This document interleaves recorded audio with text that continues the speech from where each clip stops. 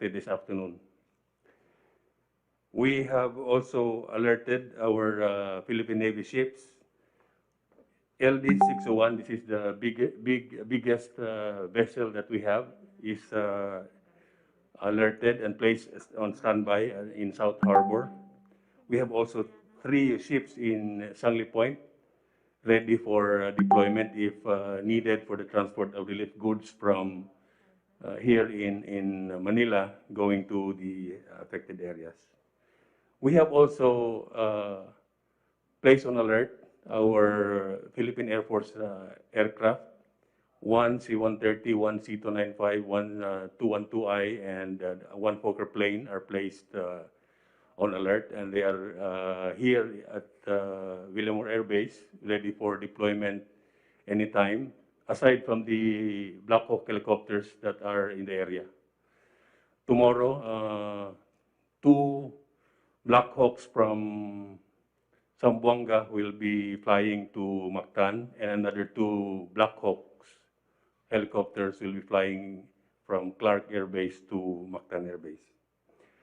As to the report of damage camps, so far reported were the damage to some facilities in headquarters BISCOM in Cebu, where the operation center was destroyed, and the commander of BISCOM had to use an alternate area to restore connectivity with general headquarters.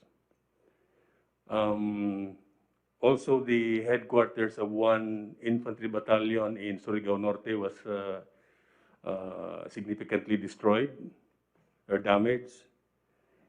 This was in Gigakit, Surigao Norte. And another battalion headquarters, 47th IB in Bohol, was also damaged. This was also in the direct path of the typhoon. So far, no casualty were reported from among the AAV personnel, sir. That would be all for the AAP, sir. Magandang gabi po, Mr. President. As early po as December 12, I'll be talking about disaster preparedness.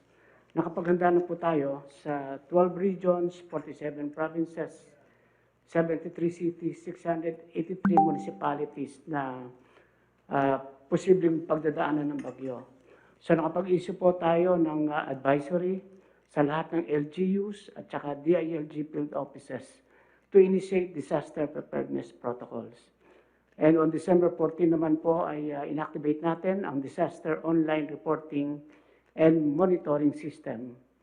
On December 15, base na po sa advisory ng Pag-asa, nagbigay din tayo ng memo at alert sa mga LGUs regarding the intensification of Typhoon Odette into a strong typhoon.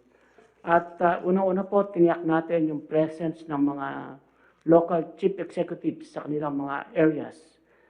Covering po ang mga region na to, mayroong 1,025 cities and municipalities at nakita po natin 98.6% po ang presence ng ating mga mayors, local chief executives. Accounted naman po sila lahat. At dito po sa paghahanda na to ay sinigurado natin na nai-convene yung mga LDRRMCs ng bawat LGUs, nakapag-organize ng search, rescue, and recovery teams, medical, security, and clearing operations team. At in coordination din po sa DOH at sa ating mga local health officers, sinigurado natin na ang implementation po ay in accordance din po sa ating effort against COVID-19 and ensuring the compliance ng minimum public health standards. Nakapag-assess din po ng mga evacuation centers sa kanilang functionality and safe use. At ang mga barangay po ay nakapag-activate na ng kanilang barangay Disaster Risk Reduction and Management Council. Dahil din po sa magandang preemptive evacuation natin, 84,674 families or 338,664 individuals ang nadala natin sa evacuation center. Ito rin po ang dahilan kung napanitili natin na maliit lang ang ating casualties sapagkat sinigurado po natin na talaga ma-evacuate kahit tinatawag nating forced evacuation para lang siguradong ligtas ang ating mga mamamayan. Sa ngayon po ay patuloy tayong nakikipag-ugnayan sa ating mga local chief executives. Areas na lang po ng Southern Samar at saka Dinagat ang walang signal. Unti-unti na rin naman pong buwabalik ang signal. Pero ang priority po natin ay ma-rescue yung mga stranded individuals sa mga flooded areas, particularly po sa area ng Bohol, sa Lobac, Bohol at saka sa Cabancalan, Negros Oriental. In coordination po sa PNP at saka AP at Bureau of Fire Protection ay nakapag-deploy naman po tayo ng mga search and rescue teams. Sa Bureau of Fire Protection po ay meron tayong 1,450 fire trucks, 1,054 rescue trucks, at saka 58 ambulance and 16 watercraft na minaman ng 8,926 fire personnel.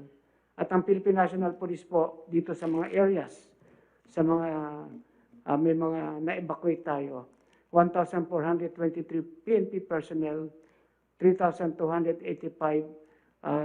rescue and special units para po sa mag-conduct ng SRR. At meron po tayong mga nakadeploy na PNP sa 29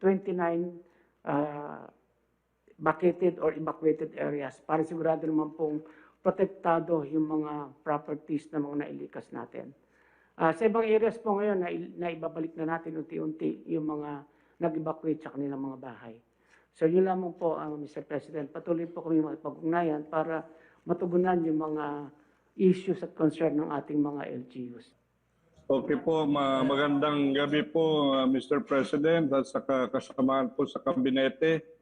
Gusto kong ipaalam sa lahat po na bago na dumating ang Typhoon Odette ay nabisuhan na natin yung ating mga farmers and fishers na kung mayroon pang pwedeng i-harvest sa mga mature crops nila ay or sa mga fish pond po nila ay talagang i-harvest na. So marami pong nangyari po na gano'n.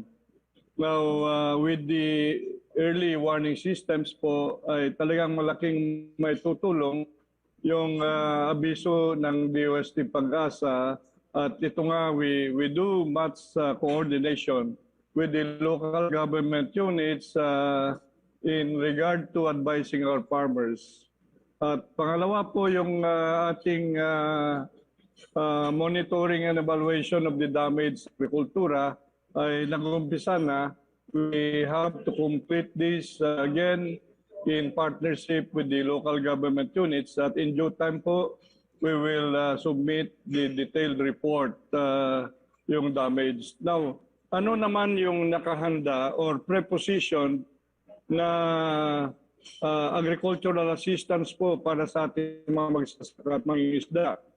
Mayroon po tayong rice seeds na naka-position na po doon sa mga regions concerned. At itong rice seeds, mayroon tayo 42,822 at may halaga po ito na 148 million pesos. Mayroon rin tayo seeds ng mais, 58 million pesos, 12,484 bags. Mayroon din mga buto ng high value crops, 11.1 million 11,132 kilograms worth 45 million at saka fingerlings and biologics. So lahat po ito ay mayroon total na value po 355.26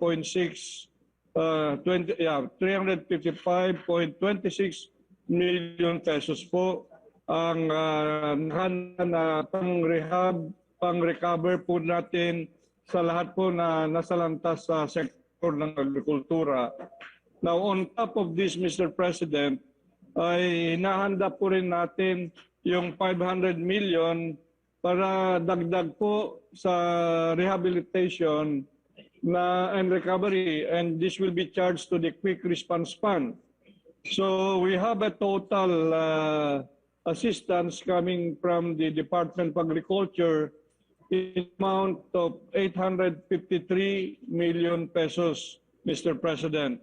So yung aming focus pa rin ay talagang kung paano there is a quick turnaround of planting and livestock raising pag umupa na itong Bagyong Odette. So that's all what I can report, Mr. President.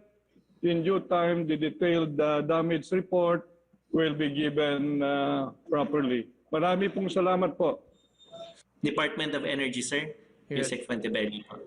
Yes, we just like to make an assurance that to the DOH Secretary that we are doing our best, no, na mabalik po kaagad yung mga pangangailangan for electricity and also yung mga gasolinahan.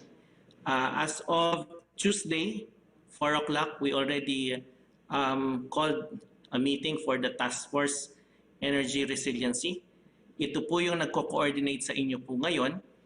And we have already advised the distribution utilities to conduct yung SOPs nila.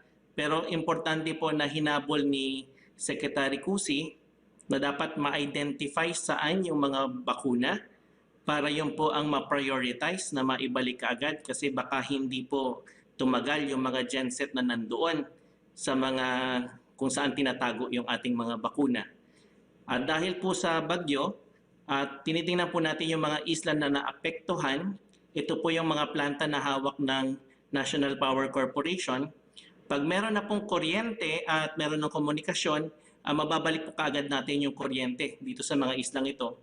Pero ang magandang balita po para sa mga power plants na nasa grid, wala pong masyadong tinamaan na power plant, pero ang tinamaan po yung transmission lines. Kaya kung makikita po natin sa mga blue areas, ito po yung mga totally walang kuryente, pero ito po ay ibabalik po natin agad pag nagkaroon na ng assessment at yung troops natin sa ground, makapagtrabaho na po from the National Grid Corporation of the Philippines. Yan po yung mga blue, yung walang kuryente, yung partial na tinamaan po, no, kailangan maibalik pa, yung yellow. At yung mga normal po ang takbo sa transmission, pero kailangan pa po i-check yung distribution, yung mga nasa green areas po.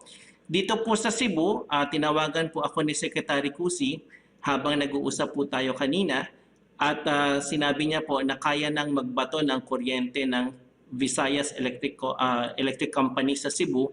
Kailangan lang po mag-coordinate sa NGCP. Kaya po habang nag-uusap po tayo kanina, natawagan na rin po natin yung NGCP para masagot na po yung pangangailangan ng Cebu at pwede na magbato ng kuryente dahil 95% po ng Visayas Electric Company ay wala pong kuryente.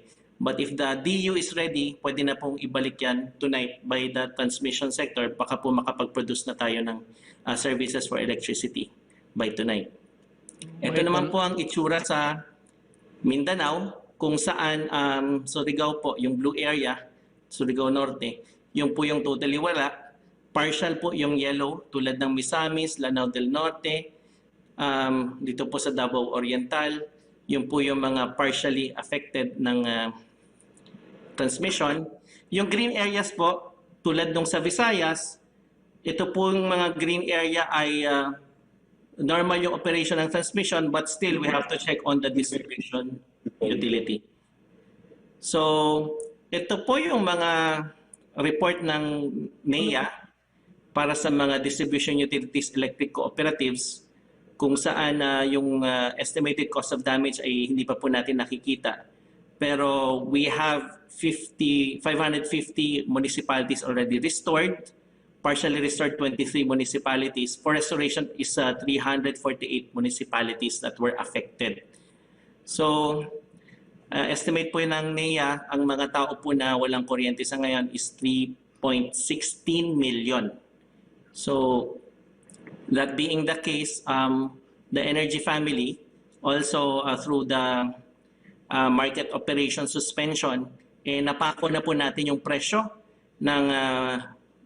sa market at 5 pesos 27 centavos per kilowatt hour. At kailangan po rin ma-restore na kaagad yung pagbato ng kuryente ng Visayas to Luzon kasi nagtutulungan po siya once weather permits sa system operations and market operations. So, sa gasolina po, pag nagdeklara na po ng state of calamity yung mga LGU, magkakaroon po tayo ng price freeze para sa kerosene at household LPG. Pero ina-assure po ng DOE na ito pong report ng oil companies, we have sufficient stock on the ground. Meron lamang pong 78 retail outlets as of 4 p.m. today na nakasarado dahil po may baha or walang kuryente. But we will closely coordinate with the NDRRMC kung meron pong mga ground forces natin na nangangailangan ng gasolina, diesel, kerosene doon sa ground. We will coordinate so that we can talk to the oil companies also para ma-expedite yung services ng products na kailangan para sa restoration. So yan lamang po from the Department of Energy, Mr. President, and to the members of the Cabinet. Maraming salamat po. And also, Mr. President, we may need the assistance also of another agency para mas maganda po yung preparedness ng Department of Energy at Task Force Energy Resiliency. This is the Philippine Statistics Authority. Kasi po, we need the response in the survey on the consumption para po masiguro natin na mas mabilis yung data gathering, para mas mabilis din po yung pagbibigay ng serbisyo ng energy family. And these are the members of the energy family on the screen that are working 24/7 po para masiguro po na mabilis po yung kuryenteng pagbalik at saka masaya po yung Pasko ng ating mga kababayan. Mr. President, Mon Lopez, DTI. Kung if it's okay with the President, magbigay lang ako update para sa mga pamilihan naman ng ating mga kababayan. And of course, in terms of yung preparation bago magbagyo. Since the other day, ang DTI, Mr. President, started to update yung mga price and supply ng mga supermarkets and retail stores para sa ating mga kababayan to ensure na may maraming supply of especially mga pagkain at mga essential products, masigurado may preposition dun sa mga tindahan. At the same time, ma-establish yung baseline prices in anticipation of this state of calamity na i-declare para yung ma-price freeze may basihan tayo. As of yesterday, Mr. President, yung sa pag-monitor, right before dumating yung bagyo, bukas pa itong mga tindahan and yung mga presyo nila hindi gumagalaw. Yung pa rin basic necessity and prime commodities, ang supply ay stable at ang presyo pareho pa rin. Compliance sa suggested retail price. Maganda ho, mataas ang inventory level. Actually 3 weeks to 1 month. Hindi ho magkakaroon ng shortage sa mga lugar na yon. Kaya mataas din yung inventory level dahil po alam natin, panahon ng Pasko, marami talagang, malakas ho ang volume talaga ng pamimili. Kaya ho na-tiyempong mataas ang mga inventaryo. So walang panic buying na nangyayari. And as of today, nung dumaan na ho yung bagyo, at least may report ho tayo, may mga nagsara ho na mga supermarket temporarily, but like in Cebu, yung sa yung malaking mall na SM, 4 out of 15 ay bukas pa din. Tapos yung mga mall-based nila, 3 out of 3. In other words, yung mga malls nagbukas na ulit nung dumaan na ang bagyo. At 1 out of 12 naman ang bukas doon sa mga labas ng mall.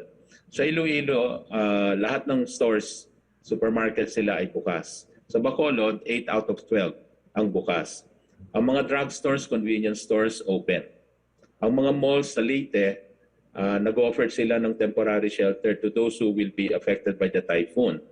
Free overnight, yung parking, yung wifi, pati charging stations until December 17. Well, today, no? At I'm sure i-extend po nila yan hanggang kailangan. And then yung mga Pure Gold, Robinson, Save More, open pa rin sila to cater to the basic needs, yung mga essential needs. Ang mga establishment sa Region 10 naman, they remain open despite the flooding. They also offer yung malls for temporary shelter for affected families. Ang mga major supermarkets at Tiangges, bukas pa din. Wala pa hong reported na hoarding and overpricing, binabantayan po natin yon. And finally, we have directed yung mga regional teams ng DTI to assess the extent of the damage, especially dun sa mga maliliit na negosyo, yung mga micro SMEs natin, so that we can assist in their rehabilitation through financing o kaya yung pagbigay ng livelihood kits. Yung may budget na nabigay dyan si Senator Bongo para sa mga apektado na mga micro-entrepreneurs. So yung pagka nag-state of calamity declaration ang LGU, automatic po tayo sa price freeze for 60 days. So naka-ready po tayo doon, just in case mag-declare po sila. Thank you, Mr. President, ng mga kasama. Yes, pwede po sa DepEd. Yes. Go ahead. Earlier, Mr. President, we reported, tulad po ng mga ibang ahensya ng NDRRMC, ay inilabas din namin bago pa po pumasok ang Bagyong Odette, yung mga advisories ng DOST Pag-asa. And that's to the more than 47,000 na mga paaralan natin. And we also reiterated yung pong mga preparedness protocols and measures ng DepEd to more than 35,000 na mga exposed natin na mga schools, no? At mga doon sa mga bata, no, na nandoon kan mga personnel sa pagdating ng Bagyong Odette. With that, Mr. President, we also have through the LGUs announced the suspension of classes sa more than 23,000 schools. At tulad po ng sabi nyo kanina, hindi man natin gustuhin na may mga evacuation centers ng mga schools na ginagamit as evacuation centers, ay sa kasalukuyan po ay meron tayong 671 na mga eskwelahan na ginagamit po na evacuation centers sa bansa. And for now, nag-activate na po kami ng aming tinatawag na Rapid Assessment Damages Report. Ito po ay manggagaling direkta sa mga schools, no? Papunta po sa DepEd Central Office through SMS at kinakalap na nag-uumpisa po kaming mangalap. No? May kahirapan lang po, Mr. President, dahil nga ng sabi na ng karamihan, wala pong kuryente. Sana po ay tulad ng sabi ng DOE ay babalik kaagad ang kuryente para po magkaroon din ng connection ang ating mga communication lines. So yun po, at meron din po kaming mga nakaantabay na pondo, Mr. President, para sa assistance tulad po ng mga teachers kits or learners kits. Meron din po kaming mga psychological first aid. Kasama po ginagawa namin ito with DSWD, DOH, at kung kinakailangan po ay kahit emergency school feeding po. At syempre po, Mr. President, doon din sa pagtingin ng mga damages na kailangan makumpune o kaya ay totally ma-reconstruct yung mga infrastructure damages at yung mga kailangang palitan ng mga non-infrastructure na mga masisira po. Of course, sabi nyo nga, medyo limitado na ang pondo at lahat. So we're hoping that the early and midterm recovery we will be able to attend to that doon po sa pondo darating siguro ng 2022 na po, Mr. President. Maraming salamat po.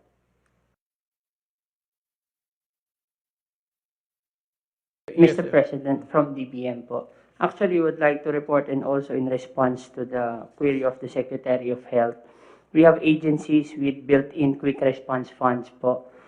This includes Department of Agriculture, Department of Health, Department of Education, Office of Civil Defense, DPWH, DSWD, which are already po with the agencies na po yung mga QRF nila. They can immediately tap the same and utilize the same. And once it's already depleted, they can just send to us the request for replenishment of the QRF. which we will be charging from the remaining balance of the NDRRM fund for 2021. Good evening, Mr. President. Are you referring to Sandy Montano of the Philippine Commission on Women? First and foremost, I would like to thank your office. Kasi po na-include na po sa Emergency 911 ang violence against women and children and gender-based violence. Nakasama pong re-respondihan ng ating mga first responder. Kasi po nakita po natin sa pag-aaral na ang perpetrator, katulad po nung nangyaring pandemic, ay kasama po ng ating mga women and girls sa bahay po nila 24/7. So nagpapasalamat po kami ng PCW po sa Department of Justice, sa DSWD, especially ang ating mother agency, ang LGC Secretary Anyo. At kami po ay natutuwa na alam din po natin na tuwing may calamities and emergencies, ang isa po sa mga vulnerable sector ay ang ating mga kababaihan at ang ating mga bata. Kaya nandito po ang chairperson para umalali po in times of needs and emergency. Maraming salamat, Mr. President. Secretary Kaintek, yung daming nagreklamo, hindi pa nakukonect yung telecommunications. And even Davao, na hindi naman kasama sa tinamaan ng bagyo, putol yung communications nila for the almost whole day po ngayong araw na ito. Napaka-importante yun, peace of mind ng mga naiwan dun sa Cebu at sa Region 8. Thank you, Mr. President and Senator Bongo. Ang status po ng sa Mindanao, ang tinamaan po ay ang parang equivalent ng transmission line sa may bandang Surigao. Kumbaga kung saan natamaan, nag-spread yung buong blackout ng transmission ng telecommunications sa buong Mindanao. Affected, I think, partly ang Globe, but then mostly ang Smart. But I've been monitoring them closely. Nagpapatulong sila sa amin para makapunta kaagad ang kanilang mga repairmen and kagamitan papunta sa lugar kung saan nila i-restore. Yung isa pa pong naapektuhan din is yung sa may Leyte. But that's primarily, Mr. President, because of the lack of power. So, tali kami doon sa energy kasi kung walang power, wala ring means para mag-transmit ng signal ang mga towers. So, yung sa Mindanao, apektado kahit yung hindi tinamaan dahil ang fiber mismo ng transmission. Tapos yung sa may Leyte, Samar, dahil lang yun sa kawalan ng power. Pag na-restore ang power, balik kaagad yung kanilang signal. Thank you po. So ang report po nung NDRMC is they will do the assessment of the extent of the damage. So they're getting lahat ng mga information, and then kung kinakailangan ay iakyat agad sa inyong opisina, sir, ang magiging assessment ng NDRRMC, pati ang recommendations ng NDRRMC through Secretary Lorenzana. But in the meantime, tama po yung sinabi ng DBM na may quick response fund naman na magagamit yung iba't ibang mga department. Then in the meantime, yung ating mga local government units, pag kinakailangan nila mag-declare ng state of calamity locally, meron naman silang karapatan to do that. So, ganun na lang po yung magiging step-by-step process natin, Mr. President. Thank you.